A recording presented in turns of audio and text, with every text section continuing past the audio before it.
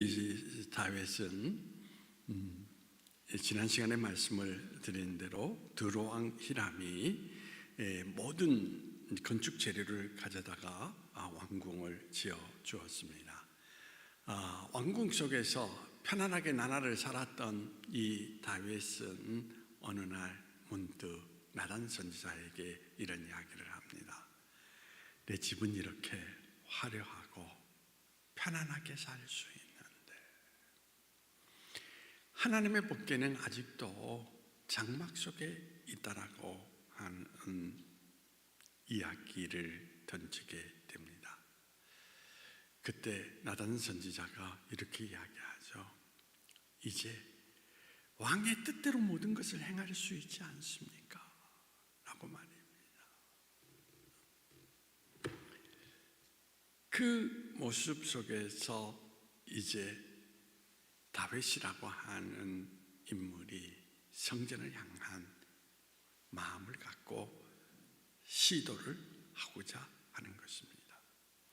그런데 이러한 그 모습 속에서 다윗이라고 하는 그 사람이 하나님 앞에 어떤 모습을 가지고 있느냐라는 것을 우리에게 나타내주고 있는데, 사람이라는 것은 그렇습니다.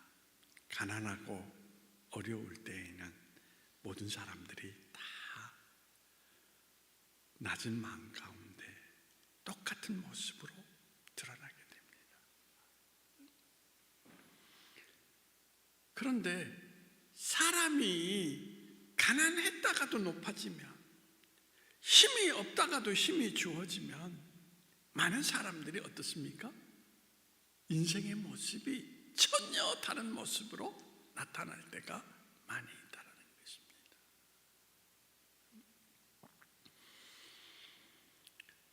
그래서 흔히 이런 이야기를 많이 합니다.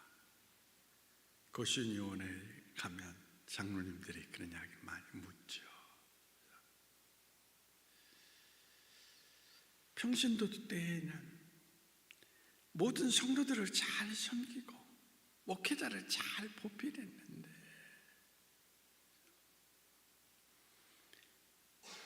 그 장로님 가운데 한 분이 그러냐, 왜 장로가 되면 목에 힘을 주고 달라지는지 모르겠습니다 라고 말입니다.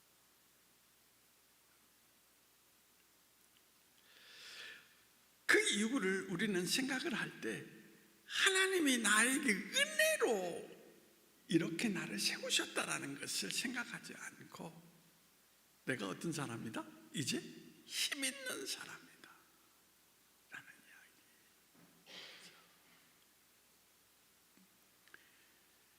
그러다 보니까 은혜는 어디론가 다 사라져버리고, 그래서 하나님께서 본질적으로 그 사람을 세운 뜻은 잃어버리고 오히려 어깨에 힘을 주면서 사람 위에 서고자 하는 모습 가운데에서 많은 교회들이 어려움을 겪고 있다라고 하는 것을 찾아볼 수가 있습니다. 오늘도 제가 총회에서 지금 교회로 도착한 시간이 10분 전 들어왔습니다.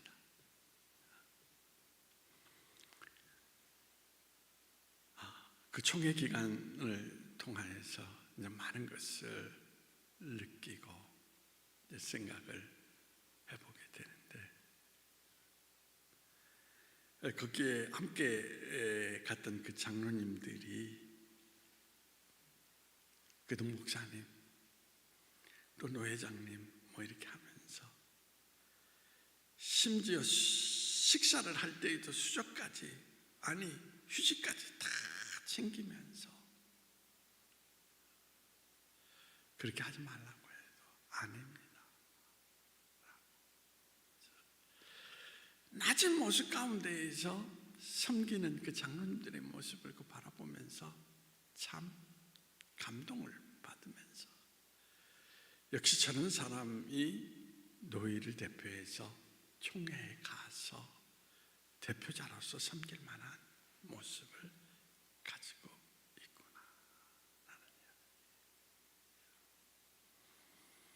아무튼 사람은 낮은 자리에 있을 때에는 그 인생의 됨됨이를 파악할 수가 없습니다. 그런데 조금만 그 주의를 높여주면 그 인생의 본질적인 모습이 드러난다는 거. 근데 빌립보서에서 예수님이 하신 말씀이 뭡니까? 예수님께서는 하늘의 모든 것을 버리시고 종의 모습 가운데 이 땅에 오셔서 모든 이들을 어떻게 했다? 섬기러 왔다. 다른 말로 표현한다면 하늘의 뜻을 깨닫는 사람은 위에 서는 사람이 아니라 어떤 사람이다? 밑에서 자기를 희생하며 살아가는 삶을 살아가는 것이 바로 하늘의 이치를 깨닫는 하나님의 사람이라고 하는 것을 나타내 주시면서 예수님께서 그렇게 생애를 사신 것을 우리에게 보여주고 있는 것을 찾아볼 수가 있습니다. 이 다윗이 그랬다라는 거예요. 하나님이 그를 높여주시고 세워주시니까 그는 어떻습니까? 첫 번째로 지난 시간에 얘기한 것이 바로 그거였습니다. 육신적인 생각을 버리고 영적인 사고 가운데 늘 하나님을 갈망하며 하나님을 그리워했다라는 이야기입니다. 그래서 때로는 우리가 시편을 읽어보면은 눈물이 내 음식이 되었는데 그 눈물의 음식은 하나님의 세계를 바라보면서 하나님을 그리워하다가 때로는 눈물을 흘렸던 그런 모습도 드러내게 되었고, 그런 모습 속에서 하나님을 생각하다 보니까 하나님의 모든 것들이 나타나게 되는데, 그동안 내가 살아오면서 하나님이 주신 왕위의 세계를 통하여서 편안하게 궁전에서 눕고 먹고 마시고 그러면서 하나님의 괴를 어떻게 했다? 한쪽 구석에 천막으로 밀어넣고 말았구나. 그런 모습을 찾아서 그가 이제 하나님의 성전을 짓기로 갈망했던 것을 찾아볼 수가 있고요. 그리고 두 번째는 뭐냐면 하나님과 교제하는 거. 그래서 시편 전체가 다윗의 기도라고 이야기를 드릴 수 있는데 늘 하나님과 주고받고 그러죠. 이야기하는 그 모습들, 그런 모습들이 시편 속에서 많이 나타나 있는 것을 찾아볼 수 있습니다. 저도 마찬가지예요. 목회하면서 제일 힘든 게 뭐냐면 사람하고 이야기하는 거예요. 뭐 신앙의 이야기를 한다면은 뭐 1시간, 2시간 재미있게 막 이야기할 수 있어요. 근데 일반적인 이야기를 하면 할 말이 없어, 재미가 없어. 그런 모습들을 느낄 수가 있게 되는데, 그렇잖아요. 지난 시간에 그런 이야기를 했잖아요. 여러분이 영적인 사람인가 아닌가는 누구를 보는 건 아니야. 여러분의 제일 친한 사람 만나서 그 사람의 이야기를 들어보면 이 사람이 영적인 사람인가 아닌가를 알 수 있다라고 이야기를 했습니다. 뿐만 아니죠. 세 번째로 뭐냐면 자기 우상화. 여러분들이 뭐냐면 사람이 높아지면은 어떤 모습을 갖게 되냐면 나를 모든 성도들이 어떻습니까? 세워주기를, 높여주기를 원하는 마음이 있습니다. 사실 하나님이 은혜로 그 인생을 부어주셨는데, 그래서 내 삶의 모든 전체를 통해서 누구를 높여야 되겠습니까? 하나님을 하나님을 높이고 살아가야 되잖아요. 나의 하나님이요, 영광을 받으소서라고 말합니다. 찬양하면서.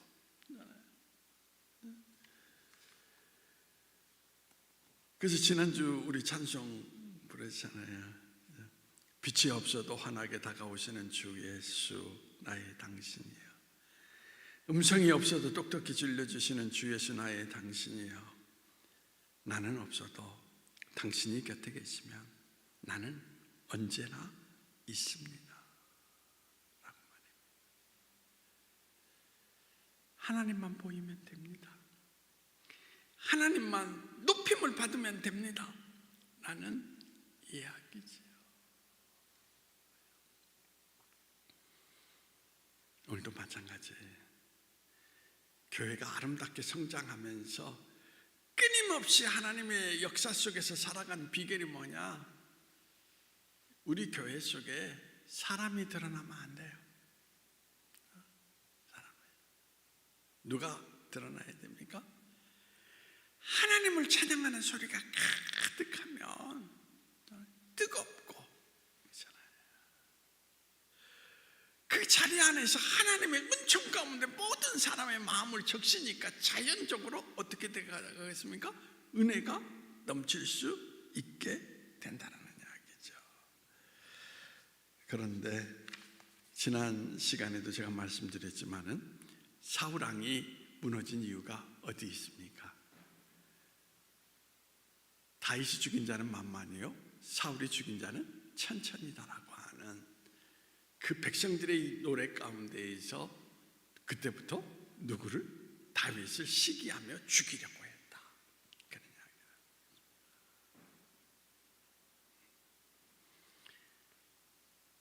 그래서 그때부터 그에게 악신이 임하고, 그리고 어떻습니까? 이제 파멸의 길로 이끌어가는 그의 모습을 우리는 성경을 통해서 찾아볼 수가 있습니다. 자, 그러면서 다윗은 네 번째로 지난 시간에 얘기했죠. 자기 성찰, 자기를 잘 되돌아보았다, 그런 이야기죠. 내가 무엇이 간데 나 같은 사람에게 이와 같은 은혜를 부으십니까? 자, 한번 장로님은 하나님의 축복을 받을 만한 사람입니까?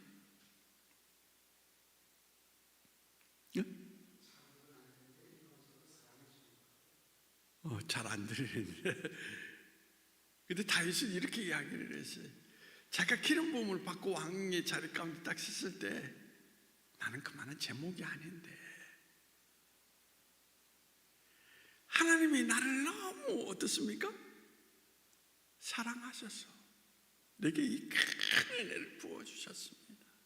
그러니까 사도 바울과 똑같은 고백, 나 된 것은 뭐다? 하나님의 은혜입니다 라고 하면서 자기를 볼 줄 아는 것,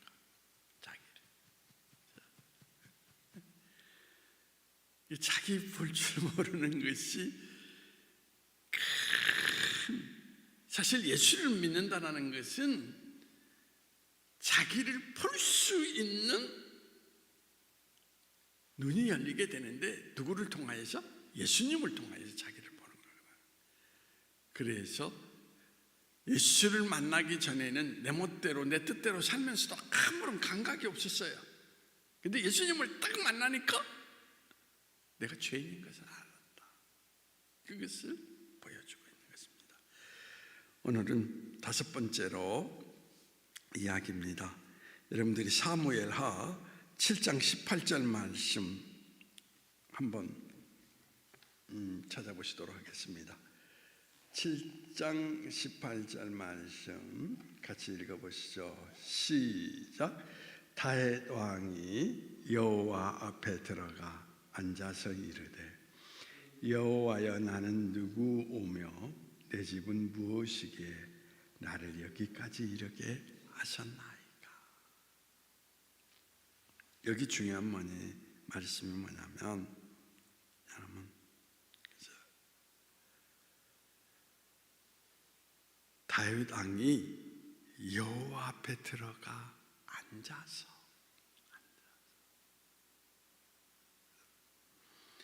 주 여호와여, 나는 누구오며 내 집은 무엇이간데 나로 이에 이르게 하셨습니까? 여호와 앞에 앉아서 왕의 자리 가운데 그가 올라섰음에도 불구하고 여호와 앞에 앉아서, 무슨 이야기입니까? 기도의 자리에 그가 섰다라는 이야기입니다.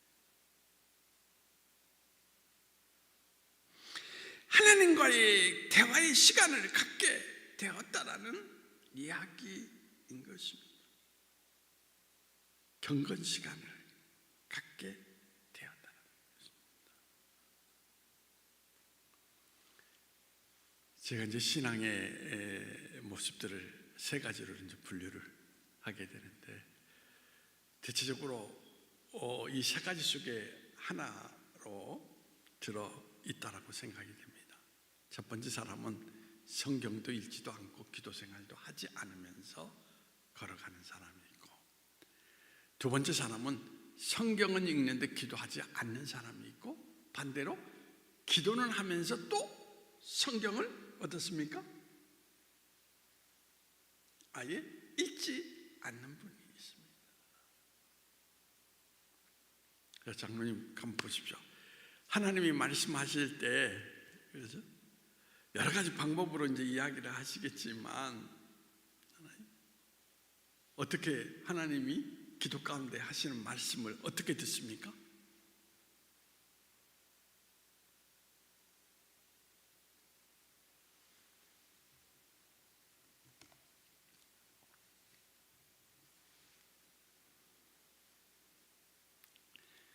여러분들에게 이제 오늘 이 시간에 강조하는 것이 뭐냐면, 사람들이 하나님 앞에 기도는 많이 해요. 하나님 어떻습니다, 이랬습니다, 저렇습니다 라고 많이 이야기를 해요. 근데 그것이 대체적으로 응답해 주는 통로가 뭐냐면 성경이라는 겁니다. 그래서 성경 말씀을 많이 읽으면, 여러분들이 오늘 이런 분들을 기회가, 하나님이 이 말씀을 나에게 주셨다, 응답의 말씀으로 주셨다, 그런 말씀 들어본 적이 있습니까, 없습니까? 있어요. 잠언서 4장 8절이라든지. 그래서 성경을 많이 읽으라 라고 하는 이유가 거기 있는 거예요. 기도는 하는데 성경을 읽지 않으면 하나님이 성경 말씀을 통하여서 말씀하시고자 하여도 듣지 못한다라고 하는 이야기인 것입니다. 그렇기 때문에 오늘 여러분들에게 강조하는 것이 뭐냐면, 세 번째 사람은 뭡니까? 기도도 하고 성경도 읽고 그렇게 한다는 이야기죠. 여러분들에게 말씀드리고 싶은 것이 그거예요.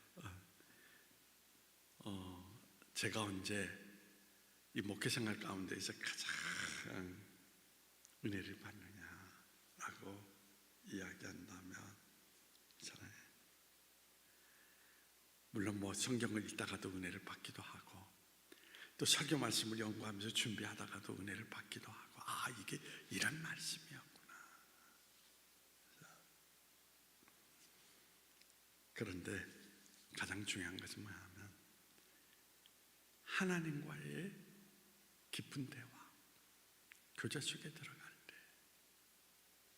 그때 어떻습니까? 바로 큰 은혜를 경험하게 된다는 이야기인 것입니다. 그러므로 여러분들에게 오늘 또 말씀드리는 것은 뭐냐면, 신앙생활 가운데에서 여러분들이 영적인 에너지를 잃어버리지 않기 원한다면 경건생활을 꼭 해야 성경 읽고 말씀 읽고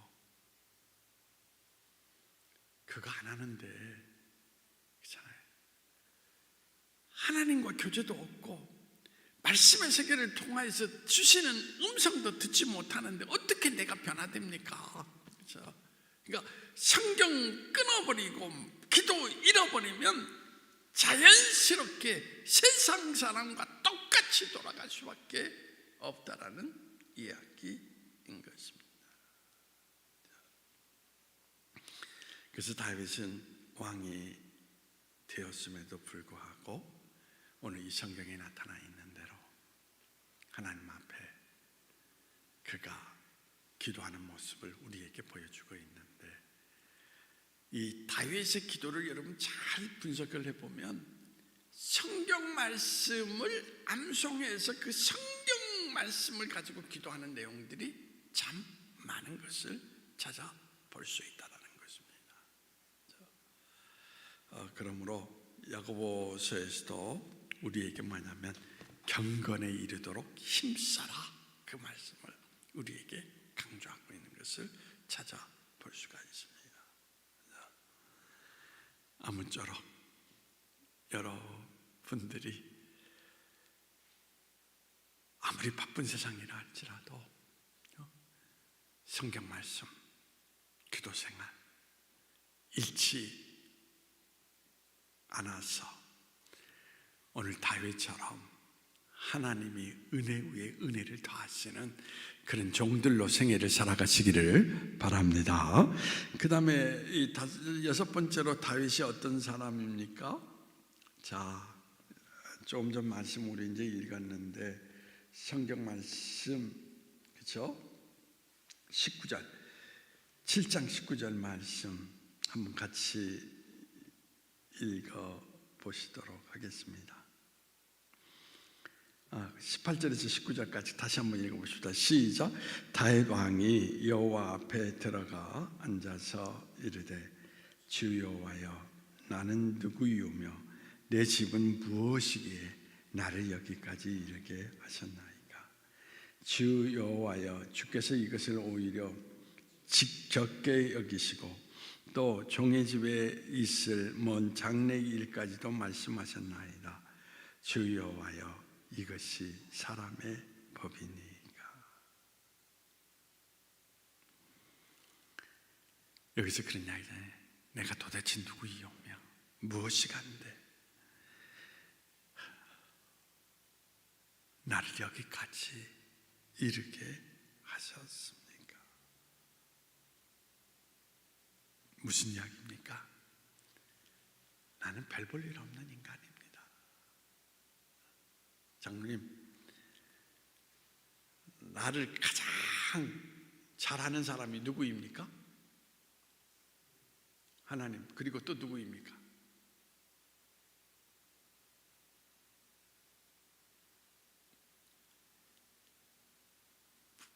부인이에요? 아니면 누구예요? 목사님이에요?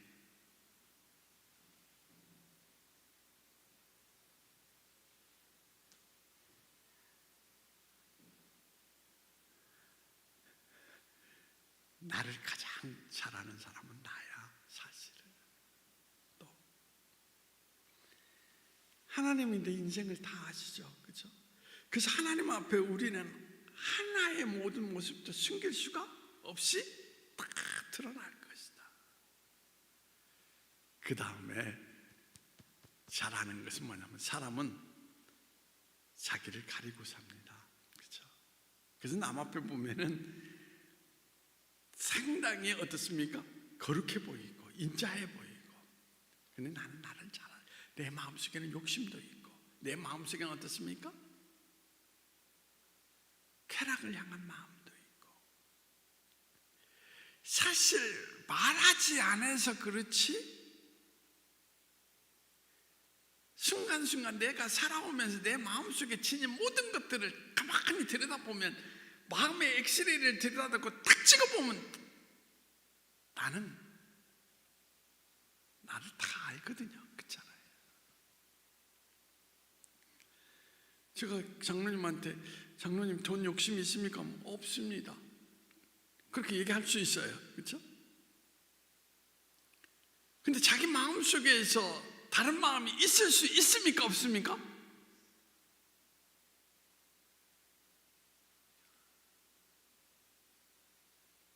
그래서 우리 교회 집사님 핸드폰 가운데 이런 문구가 써 있어요. 보이는 것이 전부가 아닙니다. 보이는 대로 판단하지 말라는 거예요. 보이지 않는 속마음의 세계는 다를 수 있는데, 그래서 이 다윗이 그렇게 이야기하는, 나는 누구이오며 내 집은 도대체 무엇이간데, 내가 내 자신을 들여다보니까 나는 형편없는 사람인데 어떻게 나를 이렇게까지 하나님이 축복을 해주셨습니까? 나는 하나님의 축복받을 만한 그릇이 안 됩니다. 세상의 모든 사람은 보이는 대로 만만이요라고 하는데, 사실은 내 마음속에는 뭐가? 악독이 가득하고,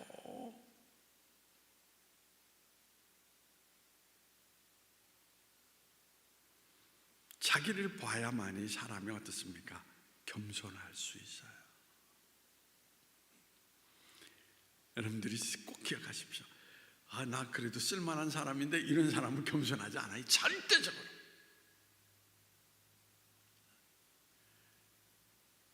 근데 자기를 볼 줄 아는 사람은 어떻습니까? 겸손할 수밖에 없다는 거예요. 그것을 우리는 알아야 된다는 이야기인 것입니다. 그래서 오늘날도 마찬가지예요. 겸손하느냐 그렇지 못하느냐 다른 데 있는 게 아니에요. 자기를 보느냐 보지 못하고 있느냐라는 이야기. 그것을 통하여서 겸손하냐 교만하냐 그를 알 수 있는데, 다윗은 자기를 본 줄 알았기 때문에 겸손한 사람이었다라는 것을 우리에게 보여주고 있습니다. 오늘도 여러분들이 꼭 기억하시고 자기를 바라보십시오. 그리고 겸손히 자기 인생을 하나님 앞에 그대로 드러내십시오. 그렇죠? 그러면 어떻게 하냐? 부족함이 있는 곳에, 죄가 있는 곳에 은혜가 더한다라고 하는 것처럼 은혜의 하나님이 여러분의 인생을 이끌고 걸어가실 것이다라는 것을 오늘 이 성경을 통하여서 나타내 줄 수가 있습니다. 자, 그 다음에 7번째, 이제 마지막으로 보면은 다윗은 하나님의 거절을 수용할 줄 아는 사람이었다라는 것이 가장 중요한 내용이라고 말씀을 드릴 수가 있습니다.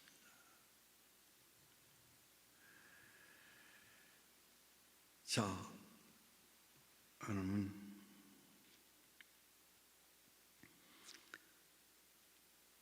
다윗은 이제 성경 속에서 우리가 살펴보면은, 그렇죠? 항상 그 하나님의 은혜 가운데에서 하나님께서 그 인생의 동반자가 되어서 모든 것들을 이루어 나갈 수 있는 하나의 힘을 허락하여 주셨습니다. 그런데 다윗이 하나님 앞에 어떻게 했습니까? 성전을 짓기를 구했을 때에 너는 된다고 그랬습니까? 안 된다고 그랬습니까? 안 된다. 왜 안 된다고 그랬죠? 피를 많이 흘려서. 그러니까 장로님 조심해야 돼. 너무 고기 잡아가지고 피를 많이 흘리면 안 돼.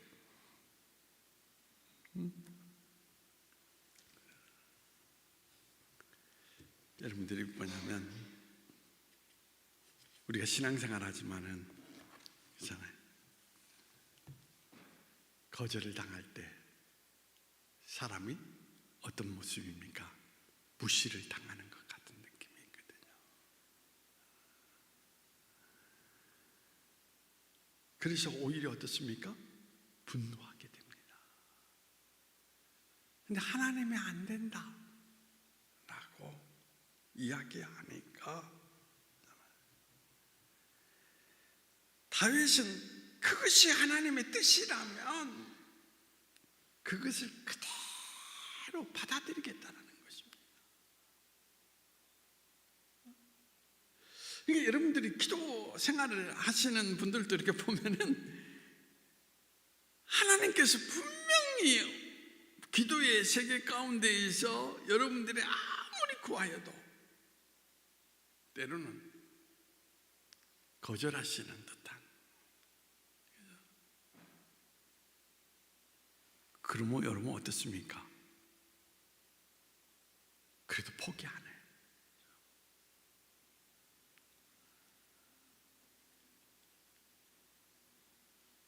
그것이 믿음의 유인과 우리의 차이점이라는 것입니다.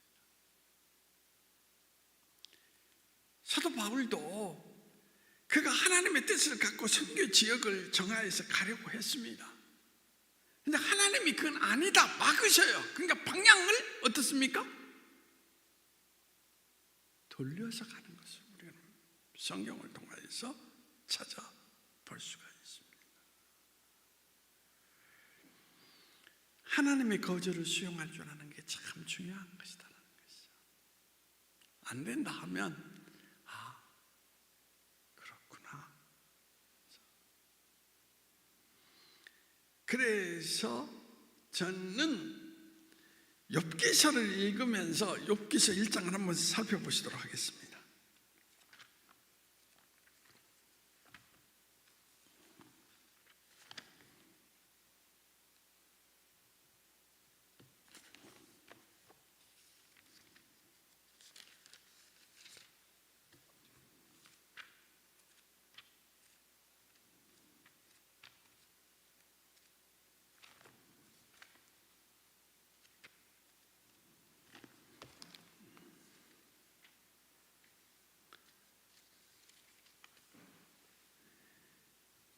자, 욥기서 1장입니다.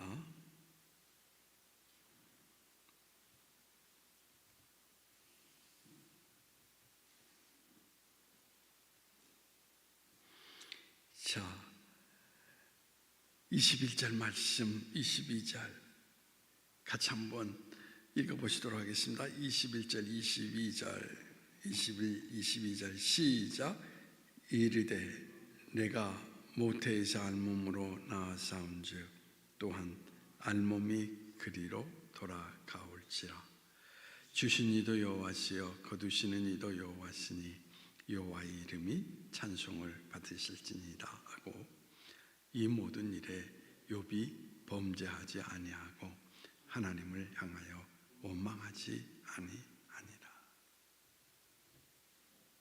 무슨 이야기냐면 동방의 의인 욥은 아내와 더불어서 10자녀가 있었습니다.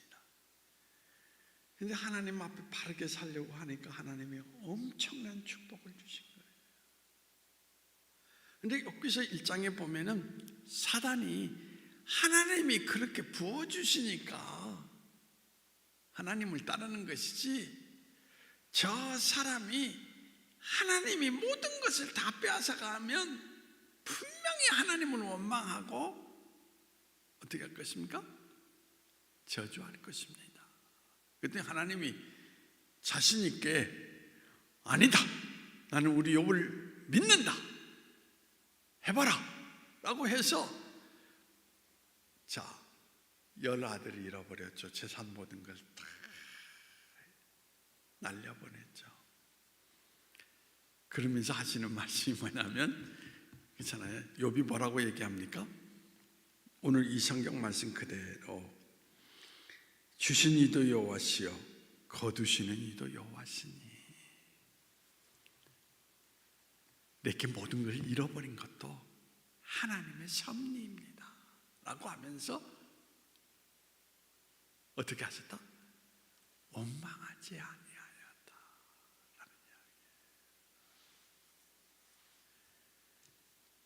오늘 내가 잃어버렸다고 하나님 그럴 수 있습니까? 아니라.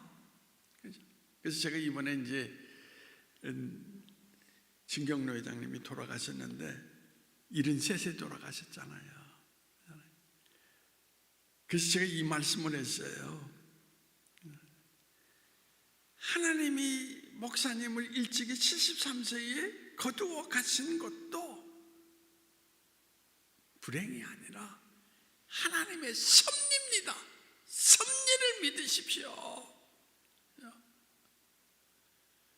그때 이번 노회 총회에 갔을 때 분회장 장로님이랑 장로님들이 목사님 그때 장례식 때 목사님 설교가 너무 마음에 와닿았습니다. 은혜가 됐습니다. 저하고 이야기를 할 때 그런 이야기를 하시더라고요.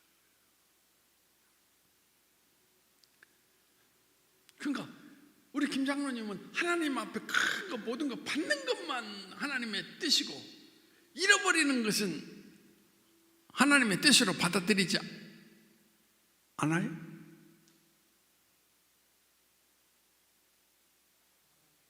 다 받아요?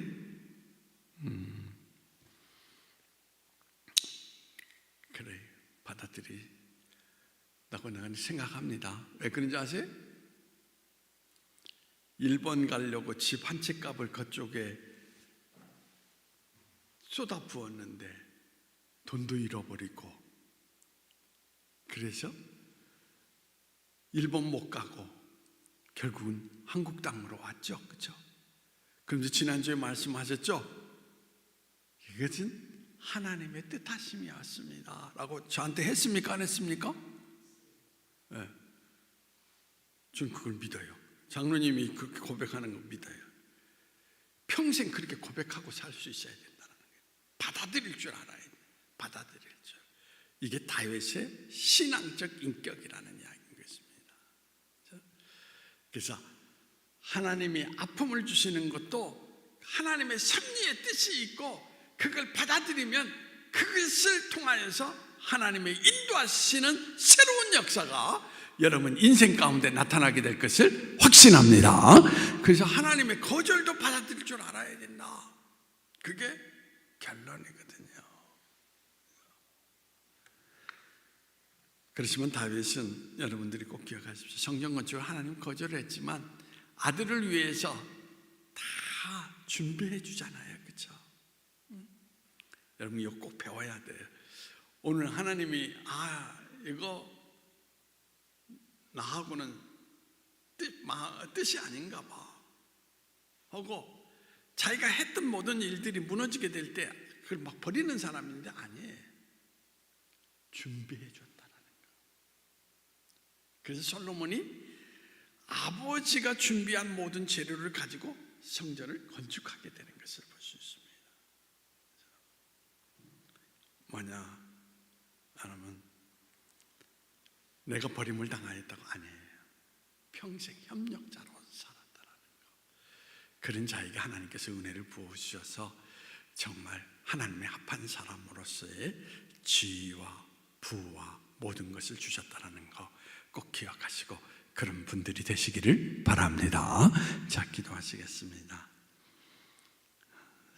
사람이 높은 위치에 있을 때에 그 사람의 모습을 알 수 있음을 사울왕을 통하여서 다윗을 통하여서 우리에게 보여주셨습니다.